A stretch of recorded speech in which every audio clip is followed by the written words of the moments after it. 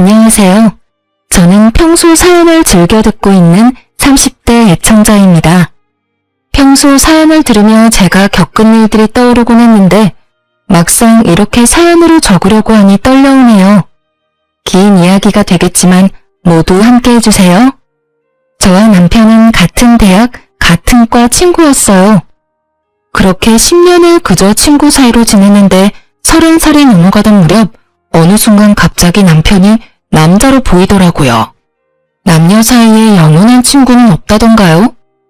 남편 역시 저와 마음이 통했는지 그때쯤부터 저를 특별하게 대해주었고요. 그렇게 저희는 자연스럽게 친구를 넘어 연인 사이가 되었고 3년을 연애하다 결혼하게 되었어요. 사실 사귄 지 1년쯤 됐을 때 결혼하려고 준비를 한 적이 있었어요. 그런데 그 당시에 갑자기 서방님이 여자친구가 임신했다고 알려오는 바람에 결혼 준비가 뒤로 미뤄지게 되었었죠. 저희가 알아봤던 식장뿐 아니라 스튜디오, 드레스, 메이크업, 심지어 신혼여행지까지 고스란히 서방님과 동서에게 넘겨줘야만 했었어요. 결혼이 미뤄진 것도 모자라 신중히 골랐던 모든 것이 무용지물이 되었을 땐 섭섭한 마음이 들었지만 워낙 오래 봐온 서방님께 가는 것이라 비교적 기쁜 마음으로 다 넘겨줬던 것 같아요. 그렇게 서방님이 먼저 결혼을 하게 되었고 저흰 2년이 지나고 결혼식을 하게 되었죠. 저희 시댁의 장점 중 하나는 식구들끼리 사이가 좋은 것이었는데요. 막 선을 넘는다거나 지나친 간섭, 연락을 한다거나 하는 막무가내의 것이 아니었어요. 그저 딱 적당하게 선을 지키며 돈독하고 화기애애한 것이었죠. 시부모님들도 다 좋으셨고 서방님 역시 저를 잘 따르고 잘 대해주었죠. 딱 한 사람, 동서만 빼고요. 저와 동서는 결혼하기 전에도 그렇고 결혼하고 난 뒤에도 딱히 부딪힌다거나 얼굴 붉히는 일조차도 없었는데 왜인지 모르게 동서가 저를 싫어한다는 느낌이 계속 들더라고요. 그 느낌은 제가 결혼을 하고 난 뒤 더욱 강하게 느껴지더군요. 누구 때문에 제 결혼이 2년이나 미뤄졌는데 모든 사실을 다 알고 있는 동서가 저에게 고마워하기는커녕 적대적인 감정을 숨기지 않으니 저 역시 동서에 대한 마음이 곱지 않았어요. 그렇게 동서와 저 사이엔 묘한 기류가 맴돌았고 결국 그 감정이 폭발하는 날이 오고야 말았죠. 그날은 제삿날이었고 전 반차를 쓰고 시댁으로 향했어요. 큰 불만은 없었어요. 시댁은 제사가 많은 집안이었는데 제가 시집 오던 해에 어머님께서 다 없애시고 1년에 2번만 하자고 해주셔서 큰 부담이 없었거든요. 전 생각했던 것보다 일찍 시댁에 도착해 먼저 제사 음식을 준비했고 1시간쯤 지나니 동서가 아이를 데리고 오더군요. 아이도 아직 어리고 하니 동서에게 일을 시킬 생각 따윈 없었기에 전 간단한 인사만 나누고 주방에서 하던 일을 계속하고 있는데 동서가 아이를 안고선 쭈뼛쭈뼛 주방으로 오더라고요. 이리저리 날뛰고 싶어 안달이 난 아이를 안고선 말이죠. 어찌나 그 속이 훤히 보이던지 시집살이 무언지 제대로 알려줄까 하고 고민이 다 되더군요. 하지만 일하기 싫어 안달인 사람 붙잡고 일을 시켜봤자 뭐하나 하는 생각도 들고 그렇지 않아도 힘든데 괜한데 힘을 빼고 싶지 않아 그냥 아무 말도 하지 않았어요. 자신이 그렇게까지 하면 들어가서 쉬어라는 말이라도 할 줄 알았는지 동서는 이러지도 저러지도 못하고 서서 제 눈치를 살피더군요. 저는 끝까지 아무 말 하지 않고 제 앞에 놓인 산더미 같은 일에 집중하는 척을 했고 그런 저를 바라보던 동서는 이윽고 자기 아들 다리를 꼬집어 울려버렸어요.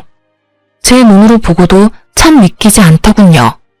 아무리 상황이 그렇다고 해도 어떻게 자기 아들 다리까지 꼬집어 울릴 수가 있는 건지 제가 봤다는 생각은 전혀 하지 못하는 건지 동서는 소름이 끼치는 연기를 펼치기 시작하더라고요. 어머, 넌 또 왜 울어? 형님, 죄송해요. 저도 좀 도우려고 일찍 온 건데 아무래도 애가 울어서요.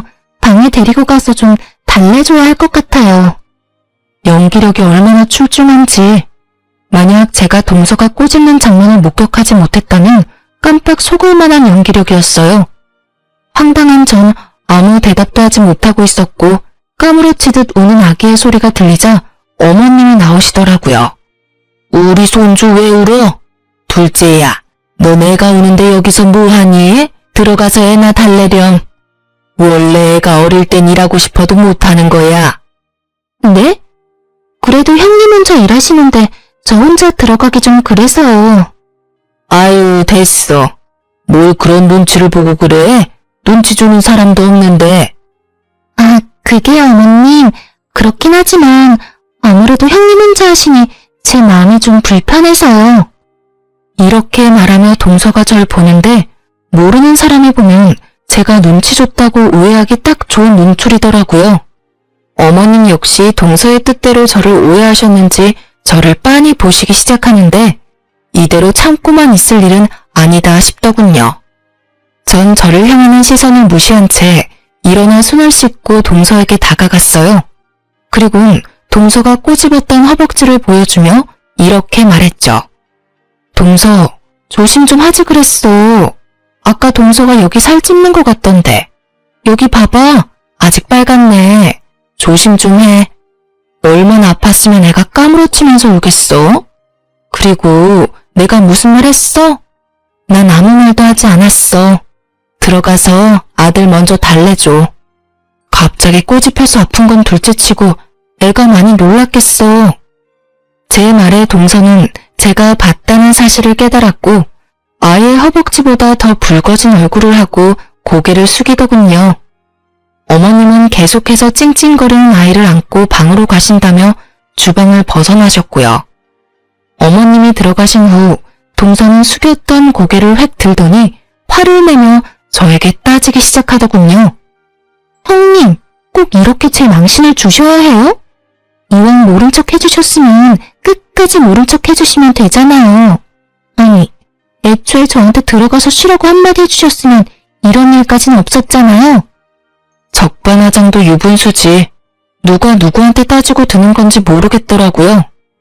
저 역시 참고 또 참고 있는 터라 더는 인내가 남아있지 않았고 오늘이 날이구나 하는 마음으로 동서의 말을 받아쳤어요. 내가 왜 그렇게까지 해야 하는데? 굳이 내가 왜? 그리고 어디서 큰 소리야? 동서가 그렇게 일하기 싫었으면 오늘 좀 늦는다고 연락하고 늦게 오던가. 이왕 와서도 일할 만한 여건이 안 되어서 좀 쉬겠다고 말하면 누가 뭐라고 해? 제가 쉬겠다고 하면 저만 미움받을 거 아니에요. 미움까진 아니더라도 눈치는 보였겠지.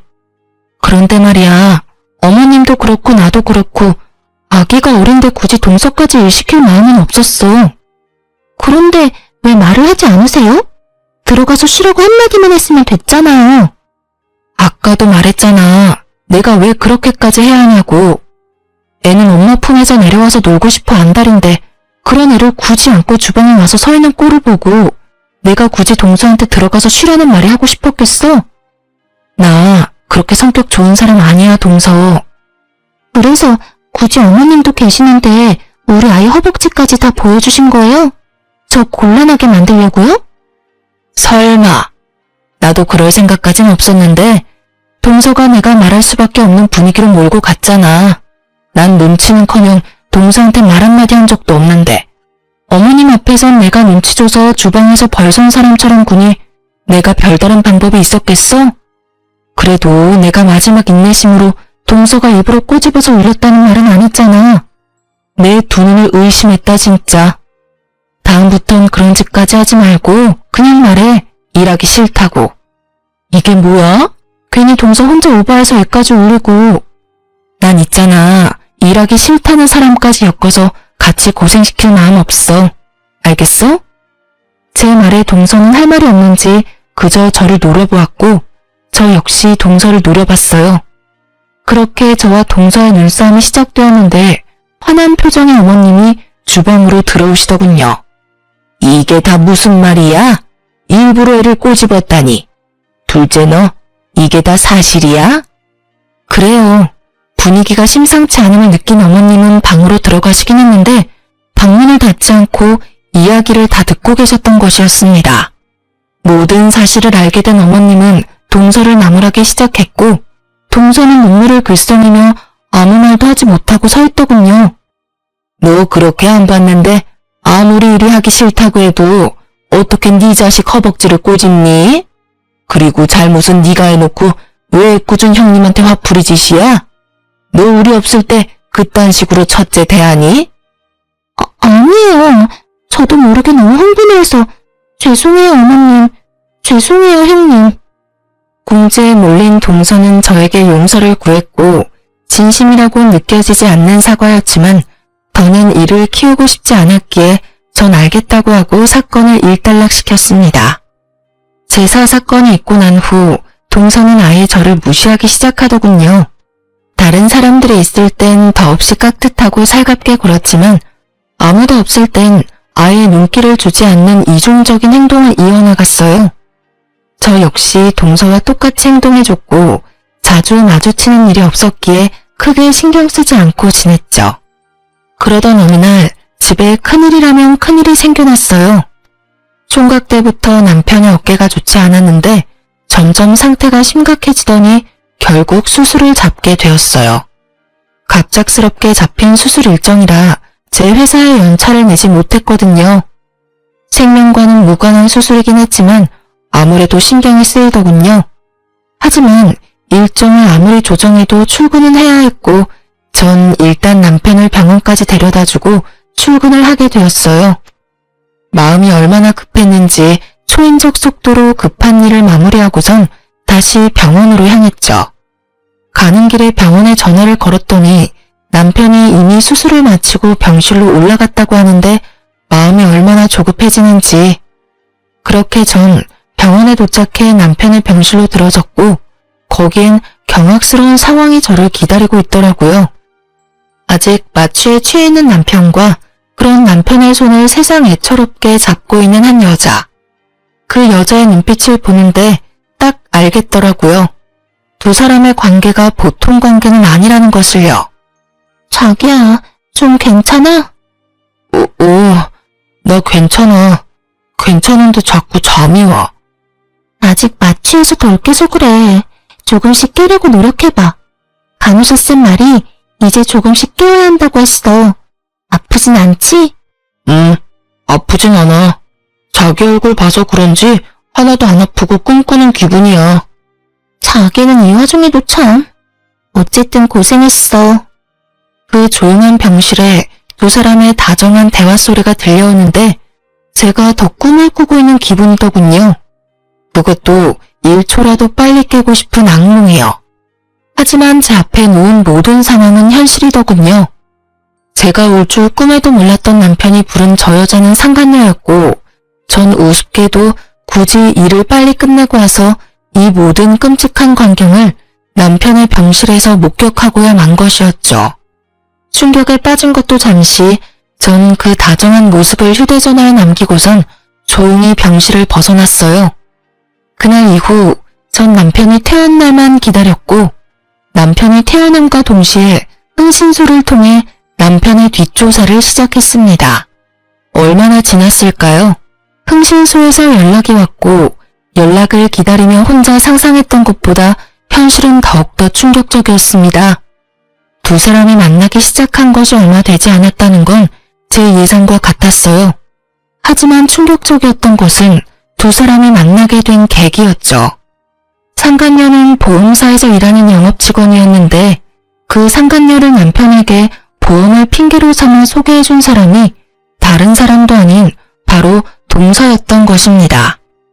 동서와 상간녀는 친구 사이로 제 남편을 꼬여내기 위해 아주 작정을 한 모양이었어요. 작정을 하고 접근했든 어쨌든 남편은 상간녀에게 넘어갔고 이미 선을 넘어버린 남편의 모습들을 보는데 더는 결혼 생활을 유지하고 싶은 생각이 싹 사라지더군요. 흥신소에서 건네받은 사진을 한 장씩 넘겨보는데 남편의 미소를 볼 때마다 제 억장이 무너지더라고요. 그렇게 눈물을 흘리며 증거들을 보는데 제 이막이 열리는 듯 주인공이 남편에서 동서로 바뀌더군요. 동서 역시 바람을 피우고 있었는데 직업 특성상 출장이 잦은 서방님이 외박할 때마다 아이를 친정에 맡기고 열심히도 더럽게 놀아놨더라고요. 그 옆엔 항상 상간녀가 함께했고요. 끼리끼리 잘 논다라는 말이 어찌나 잘 어울리던지. 그리고 이 모든 일을 꾸민 동서의 계획을 흥신소 직원분의 입을 통해 전해 듣는데 동서가 참 대단하다는 생각이 들더군요. 증거와 사진은 다 보내드렸고 대략적인 설명도 파일로 정리해서 보내드렸습니다. 그리고 이런 말까지 해드려야 하나 말아야 하나 고민했는데 조사하다 한 사실은 모두 말씀드리는 게 원칙이라 말씀드리겠습니다. 네, 하나도 빠짐없이 말해주세요. 그게 동서되는 여자가 이 모든 계획을 세우고 진행했는데 그 이유가 가관이더라고요. 우리 직원이 카페에서 두 여자가 나누는 대화를 들었는데 동서라는 여자가 형님이 자신의 마음에 들지 않아서 그런다며 남편의 형을 제대로 자아할 곳이라고 했다더라고요. 그 집 재산이 꽤 되는데 이혼시키고 그 집 며느리 되면 다 장남 몫이라고요. 한몫 크게 챙기면 자기 몫도 잊지 말고 나눠야 한다면서 각서까지 쓰고 나눠 가졌다고 하던데요. 물론 이 대화 내용도 모두 녹음했고 이 파일은 전화 끊는 대로 보내드릴 테니 확인해 보시면 될 것 같습니다.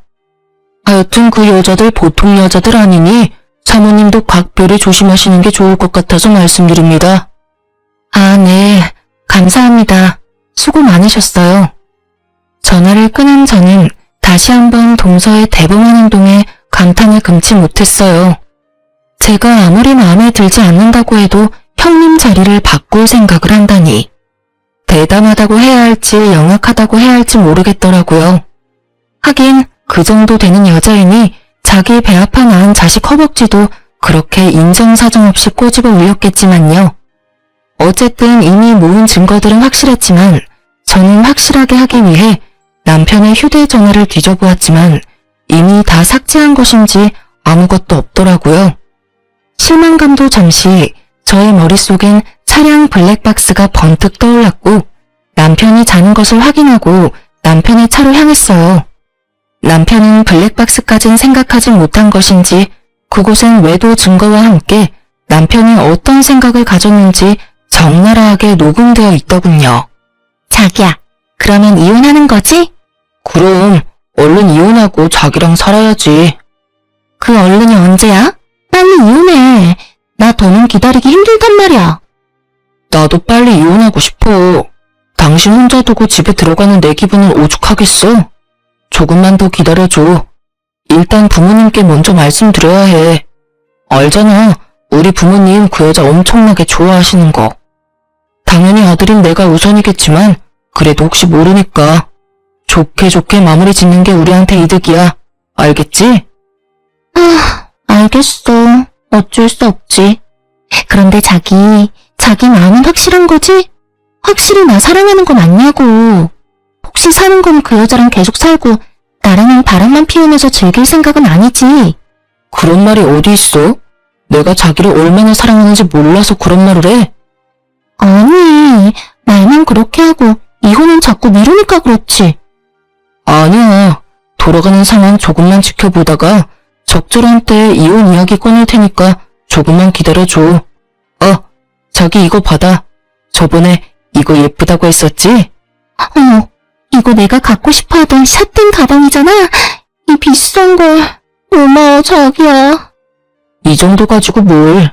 자기가 좋아하니까 나도 뿌듯하다. 다음엔 더 좋은 걸로 사줄게. 자기 최고야. 사랑해. 나도 사랑해. 상간녀가 만나는 남자가 한둘이 아니라는 사실을 꿈에도 알지 못하는 남편은 상간녀에게 푹 빠져 있는 돈 없는 돈 다 퍼다 쓰며 상간녀의 배를 불려주고 있더군요. 남편과 알고 지낸 지 15년. 사진으로 볼 때보다 더 큰 배신감이 밀려오며 눈물이 멈추지 않더라고요. 몇 시간을 울었는지 어느새 어둑하던 차 밖은 밝아지고 있었고 전 여전히 흐르는 눈물을 닦으며 복수를 계획했어요. 아침이 되었고 전 여전히 아무것도 모르는 척을 하며 출근하는 척을 하고선 미리 만나기로 약속해두었던 서방님을 만났어요. 다른 사람은 몰라도 서방님 역시 이 빌어먹을 상황의 피해자이니 모든 사실을 알아야 한다고 생각했기 때문이었죠. 갑작스러운 저의 연락에 의아해하던 서방님은 제가 내민 외도 증거들을 살펴보더니 무거운 입을 떼더군요. 형수님, 이게 전부 사실인가요? 안타깝게도 그래요, 서방님. 동서가 그 여자를 형한테 소개해줬고 형은 그 작전을 보기 좋게 넘어갔어요. 동서 역시 서방님이 집을 비울 때마다 남자들을 만나고 다니는 것 같더라고요. 늘 그 여자도 함께였고요. 저 이 여자 알아요. 이 여자 집사람 제일 친한 친구라고 했거든요.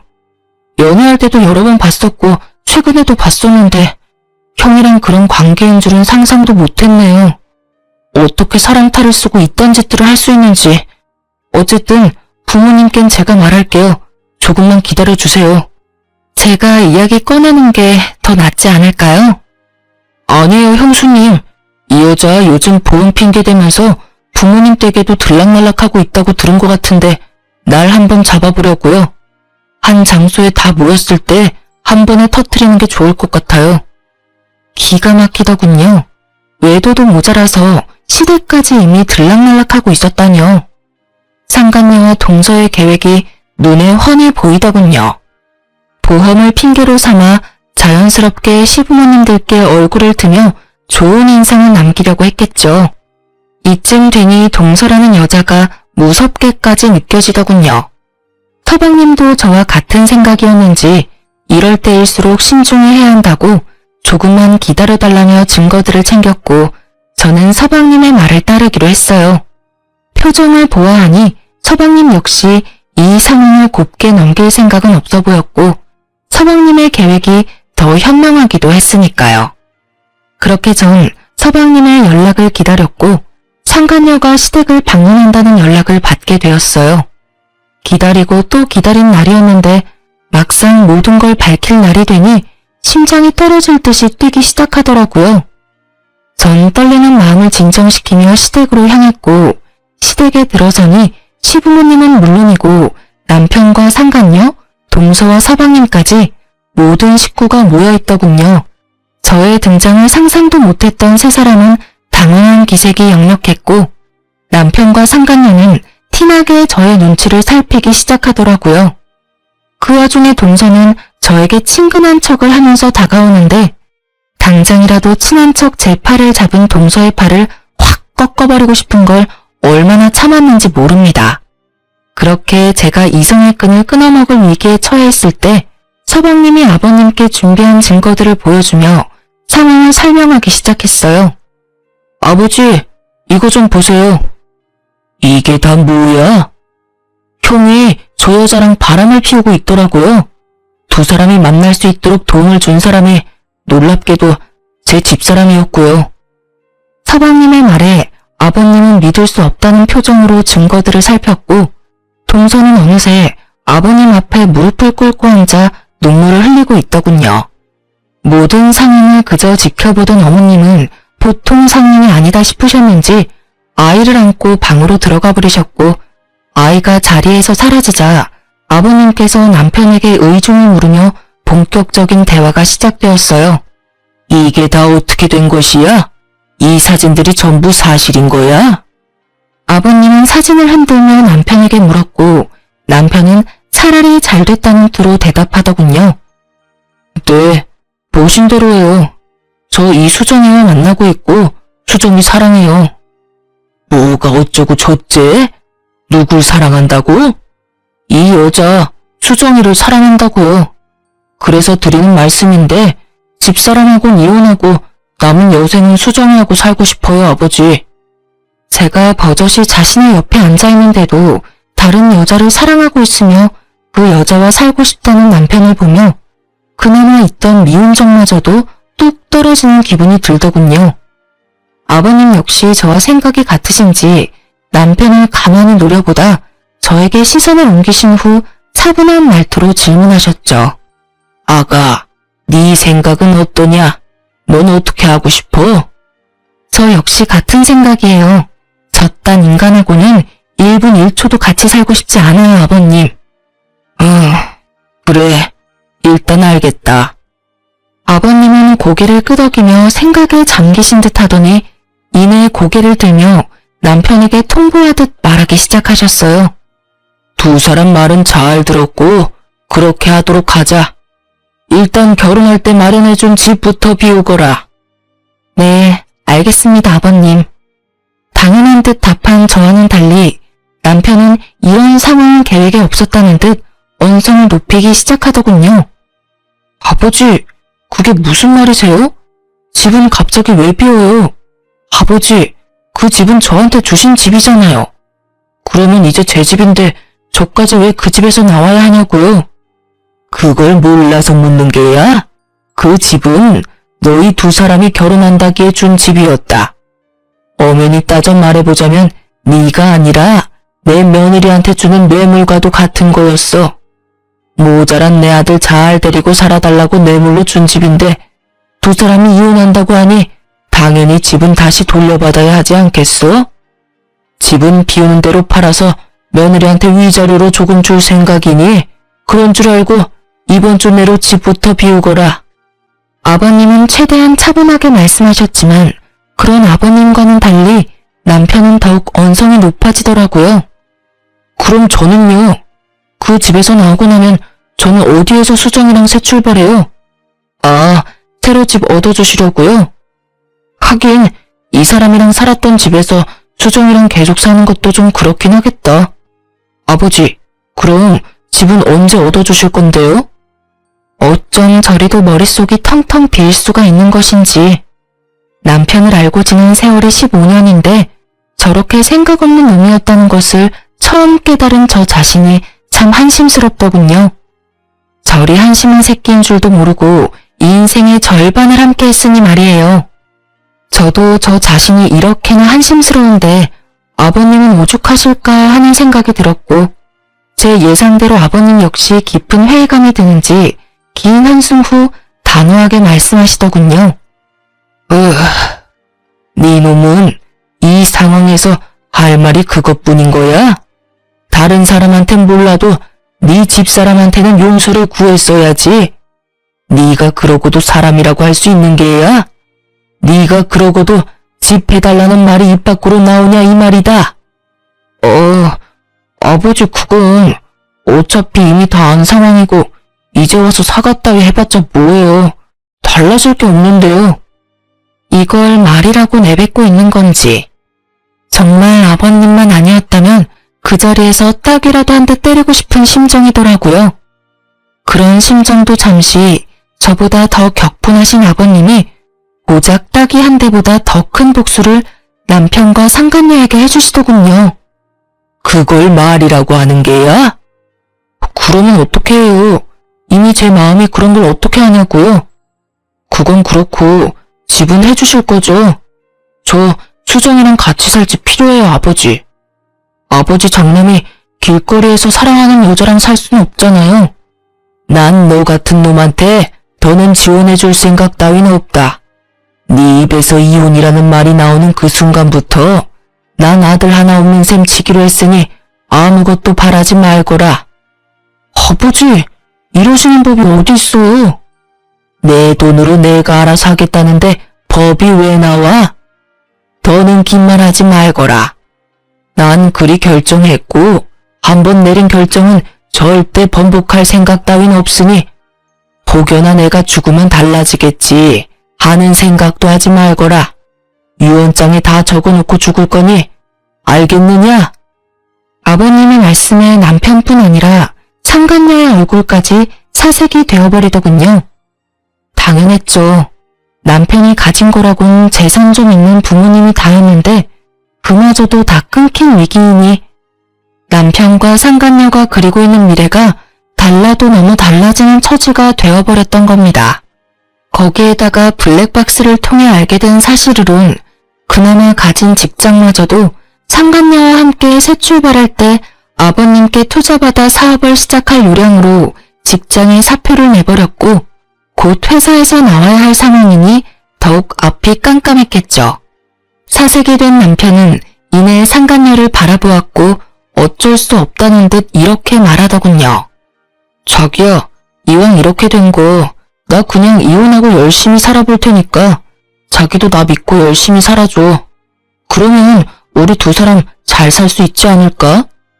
남편의 해맑은 굳건한 다짐에 상간녀의 얼굴은 더욱 사색이 되어가더니 이윽고 소리를 지르며 남편을 뿌리쳤어요. 야, 너 미쳤어? 손이 발이 되게 빌어서 한 푼이라도 받아올 생각을 해야지. 뭐? 열심히 살아달라고? 그게 말이야 똥이야. 내가 미쳤어? 너 같은 거랑 같이 살게? 자기야, 그게 무슨 말이야. 나 사랑한다고 했잖아. 사랑 같은 소리 하네. 그건 네가 네 부모한테 받아올 재산이 있을 때나 한 사랑이고 지금 이 상황에선 안 하지, 사랑. 끼지도 않아? 돈도 한 푼 없고 직장도 없는데 능력까지 없는 너 같은 놈이랑 내가 왜 살아? 너 같으면 같이 살겠니? 난 너 같은 놈이랑 살 생각 전혀 없으니까 나한테 들러붙을 생각도 하지 마라. 알겠어? 한바탕 퍼부은 상간녀는 고래고래 소리를 지른 후 현관을 향해 걸어갔고 그런 상간녀를 동서가 붙잡더군요. 수정아, 진정 좀 해. 네가 지금 이렇게 가면 어떻게 해. 잠시만, 조금만 진정 좀 하자, 응? 애처롭게도 붙잡는 동서가 불쌍하지도 않은지 상간녀는 동서를 밀치며 정신줄을 놔버린 사람처럼 소리를 지르더라고요. 진정? 너 같으면 진정이 되겠어? 이게 다 너 때문이야. 왜 나한테 저딴 놈이나 꼬시라고 해서 이 거지 같은 상황에 날 엮게 하냐 이 말이야. 그게 무슨 말이야. 너 지금 너무 흥분해서 아무 말이나 막 하는가 본데 흥분 좀 가라앉히자 제발. 격분한 상간녀의 반응에 적잖게 당황한 동서는 말까지 더듬으며 끝까지 착한 척 연기를 펼쳤고 그런 동서가 답답했던 상간녀는 욕까지 곁들이며 설명해주더군요. 끝까지 연기하기는 이 멍청한 년아. 상황 보면 모르겠어? 다 끝났어. 네가 나한테 저 멍청한 놈 꼬시라고 한 것부터 그래서 내가 의도적으로 저 멍청한 놈한테 접근해서 이혼시키려고 한 것까지 다 들켰다고. 그러니까 너도 착한 척 연기 그만하고 네 살 길부터 찾으란 이 말이야. 아니야, 아니라고. 난 그런 적 없어. 자신의 계획이 상간녀의 입을 통해 적나라하게 밝혀지자 동서는 크게 당황했고 당황한 동서는 상간녀를 있는 힘껏 밀쳐버리더라고요. 동서에게 밀쳐진 상간녀 역시 기분이 몹시 상해버렸는지 동서를 더 세게 밀쳐버렸고 그렇게 두 사람의 몸싸움은 시작되었어요. 시장판 싸움보다 더욱 거친 두 사람의 개싸움이 계속되는 사이 서방님은 모든 상황을 정리하고 싶은지 따로 정리해두었던 동서의 외부 증거들을 보여주며 차분히 자기 뜻을 알리기 시작했죠. 아버지, 이거 형뿐만 아니라 저 사람도 외도를 저지르고 있더라고요. 그래서 저도 이혼을 하려고요. 한꺼번에 이런 충격 드리게 돼서 죄송하지만 더는 저런 여자와 살 수가 없어요. 그러니 아버지께서 이해 좀 해주세요. 이해는 무슨, 당연히 이혼해야지. 네 형 바람나게 만든 여자를 내가 왜 며느리로 두겠어? 거기에다 바람이라니. 내 눈치 보지 말고 하고 싶은 대로 이혼해. 본격적인 본인의 이혼 이야기가 나오자 동서는 상간녀와의 몸싸움을 멈추고 서방님에게로가 빌기 시작했고 서방님은 그런 동서가 꼴도 보기 싫다는 듯 눈도 마주치지 않더군요. 여보, 이혼이라니. 그게 무슨 말이야. 이거 다 오해야. 거짓말이라고. 그리고 그 사진들도 다 조작된 사진들이야. 이건 다 모함이라고. 그러니까 내 말 좀 들어봐. 당신 이야기는 다 필요 없고 이제부터 난 당신한테 두 가지 선택지를 줄 거야. 두 가지? 그래, 두 가지. 첫 번째는 당신이 깔끔하게 이혼을 해주는 거야. 깔끔하게 이혼한 당신은 몸만 나가게 될 거고, 물론 아이는 내가 키울 거야. 그리고 두 번째는 지금 당신이 생각하는 그거야. 이혼하지 않고 온갖 변명을 대며 질질 끄는 거. 만약 당신이 그렇게 더럽게 나온다면 난 집을 팔아서라도 최고의 변호사를 선임해서 당신 주머니에 든 10원짜리 하나까지 탈탈 털어서 법정 최대 위자료로 받아낼 거야. 물론 이 경우에도 당신은 내 자식을 키우진 못할 거야. 서방님은 단호했고 동서는 머리가 잘 굴러가더군요. 그 짧은 순간에도 어떤 선택이 자신에게 더욱더 이득인지 판단을 내린 동서는 알겠다는 대답과 함께 시댁을 나가버렸고, 이 모든 상황을 지켜보던 남편은 상간녀에게 빌기 시작하더군요. 자기야 제발. 나 자기 없으면 안 되는 거 잘 알잖아. 그러지 말고 다시 한 번만 잘 생각해봐, 응? 우리 아버지 말은 저렇게 했어도 나 절대 못 버려. 아버지 마음만 돌리면 우리 둘이 잘 먹고 잘 사는 일만 남은 거라고. 아직도 정신 못 차렸어? 다 끝났어. 끝났다고. 다신 나한테 연락하지 마. 알겠어? 상간녀는 매몰차게 남편을 뿌리치더니 동서와 마찬가지로 시댁을 나가버렸고, 이제 남은 사람은 저뿐이었죠. 아무리 남은 사람이 저뿐이라고 하더라도 자신이 보여준 짓거리가 있는데 설마 저에게까지 매달릴까 싶었는데 남편 놈은 그 대단한 짓을 하고야 말더군요. 여보, 나 버릴 거 아니지? 우리 친구로 10년, 연인으로 3년이야. 부부로 산 세월까지 다 하면 15년이 넘는다고. 그간의 세월이 있는데 고작 이런 일로 나 버릴 건 아니지. 이 와중에도 그 흔한 미안하다는 사과 한마디 하지 않는 놈을 보는데 제 심정이 어땠는지 여러분은 짐작이나 가시나요? 말로 표현 못할 5만 가지 감정이 제 머릿속을 오가더라고요. 그중 가장 큰 감정은 배신감과 비참함이었어요. 절 얼마나 하찮게 그리고 우습게 봤으면 이 와중에도 사과 한마디 없이 저의 용서를 바라는 걸까 싶어서요. 참 대단하다 정말. 이 와중에도 나한테 미안하단 말 한마디가 없으니까 말이야. 그거야. 미안한 건 말하면 입 아프니까 굳이 안 한 거지. 나 당신한테 정말 미안해. 진심이야. 그러니까 나 한 번만 용서해줘. 내가 앞으로 정말 잘할게. 당신이 잘하든 말든 난 이제 상관없어. 난 아까 말했듯이 당신 같은 인간이랑 이제 1분 1초도 같이 살기 싫으니까. 여보 제발 그러지 말고 나한테도 기회를 줘. 기회? 내가 당신 마음 모를 줄 알아? 나한테 어떻게든 달라붙어서 아버님 마음 돌리려고 그러는 거잖아. 내가 정말 좋아서 아니라 당신이 아쉬워서 이러는 거 모르는 줄 아냐고. 내가 정말 바본 줄 알아? 이 상황에서 어떻게 나한테 기회를 달라고 부탁할 수가 있어? 당신 정말 뻔뻔하다. 난 당신이 이렇게까지 파렴치한 사람인 줄 정말 몰랐어. 정말 실수였어. 실수였다고. 우리가 함께한 세월이 15년인데 이까지 바람 한 번쯤은 덮고 넘어가 줄 수 있잖아. 당신은 왜 그렇게 사람을 모질어? 제가 자기 사과를 받아주지 않자 도리어 화를 내는데 정말 어이가 없더라고요. 그러면서 제가 왜 이 인간 같지도 않은 인간이랑 그곳에서 입씨름을 하고 있는지도 모르겠고요. 그래서 전 준비했던 마지막을 해주었어요. 나 원래 이렇게 모질었어. 몰랐어? 그리고 또 모질게 말해보자면 아쉽게도 당신한텐 선택지는 물론이고 기회도 없어. 난 당신이랑 좋게 이혼할 생각도 없고 쉽게 이혼할 생각도 없어. 그러니까 각오 단단히 하는 게 좋을 거야. 마지막 경고의 말을 끝난 저는 아버님께 인사를 드리고 시댁에서 나와버렸습니다. 그 뒤론 일사천리였어요. 남편이 찾아오기도 했고 연락으로 귀찮게 굴기도 했지만 이혼은 막힘없이 진행되었어요. 전 상간녀 소송과 함께 동서에게도 위자료를 청구했고 좋은 변호사분을 만난 덕분에 예상보다 빨리 그리고 예상보다 많은 금액의 위자료들을 받고 이혼을 할 수 있었어요. 서방님 역시 전 동서는 깔끔하게 보내주었지만 상간남 소송만큼은 칼같이 진행했다고 하더군요. 그 많은 남자 중 전 동서가 유부녀인 걸 알면서도 꽤 오랫동안 지속적이게 만나던 남자가 딱 한 명 있었는데 그 남자만큼은 그냥 넘길 수가 없었다고 하더라고요. 그렇게 진행된 상간남 소송으로 서방님 역시 복수를 할 수 있었죠. 서방님과 이혼을 하고 난 후 전 동서는 당연하다는 듯 상간남을 찾아갔다고 들었어요.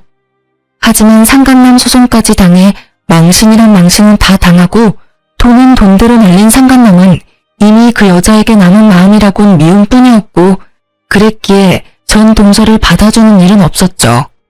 거기에다가 땡전 한 푼 없는 여자니 혹 붙일 생각이 아니라면 더욱 받아줄 마음이 들진 않았겠죠. 전 남편의 결말도 다르진 않았어요. 저와 이혼하고 난 후 시댁에서도 받아주지 않자 전 남편이 찾은 곳은 상간녀였다고 합니다. 매일같이 찾아가 얼마나 귀찮게 했으면 상간녀에게서 전화가 닿았더라고요. 이보세요.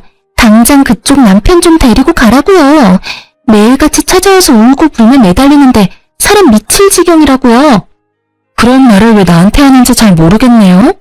내가 왜 그 사람을 데리고 가야 하는데요? 그거야. 저 남자가 그쪽 남편이니까 그렇죠. 그 남자 이제 내 남편 아니거든요. 네가 꼬셔서 정신 나가게 했으면 네가 책임져야지. 누구한테 떠넘기는지 모르겠네. 내가 왜 책임을 져? 내가 그때 말했었잖아. 저딴 놈이랑 살 생각 없다고. 그러니까 당장 와서 데리고 가라고.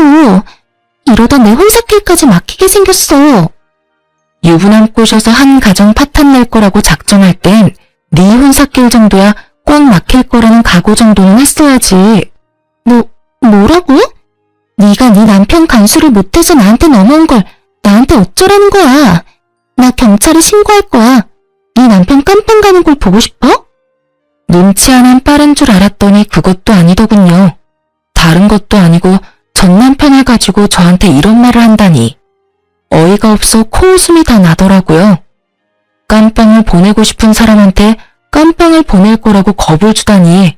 이 얼마나 웃기는 상황인가요? 전 터져나오는 웃음을 참지 못하고 웃어버렸어요. 신고? 하려면 해. 나 이혼했다는 말 못 들었니? 그 인간이 깜빵을 가든 지옥을 가든 그게 어디든 그 인간이 불행할 수만 있다면 난 환영이야. 이거 왜 이래? 뭐라고? 나 정말 신고할 거야? 신고하든 말든 맘대로 하라니까. 그리고 샤넬백 사줄 땐 사랑한다더니 쥐뿔도 없는 놈 되니까 귀찮니? 그 마음 이해 안 되는 건 아니지만 그래도 어쩌겠어. 네가 다 그렇게 만든 상황인데. 그러지 말고 품고 살아봐. 잘 살다 보면 또 모르지. 두 사람이 꿈꾸던 재산 물려받아 잘 먹고 잘 사는 미래가 현실이 될 수도 말이야. 아버님이 유언장에도 친히 그놈한테는 한 푼도 안 준다고 적으신다고 했지? 어쩌니? 너희가 바라던 그 꿈 같던 미래는 정말 꿈이 돼버렸고 너한텐 웬 버러지 한 명이 붙어버렸으니 하여튼 난 이혼했고 나하고는 상관없는 사람이니까 네가 알아서 해. 나한테 연락하지 말고. 너야말로 나한테 한 번만 더 연락해서 이딴 되지도 않는 말 또 하면 내가 경찰에 신고할 테니까. 알겠어? 그 뒤로 상간녀는 온갖 욕을 해댔지만 전 전화를 끊어버렸고 그 뒤로도 연락이 오길래 그냥 차단해버렸어요.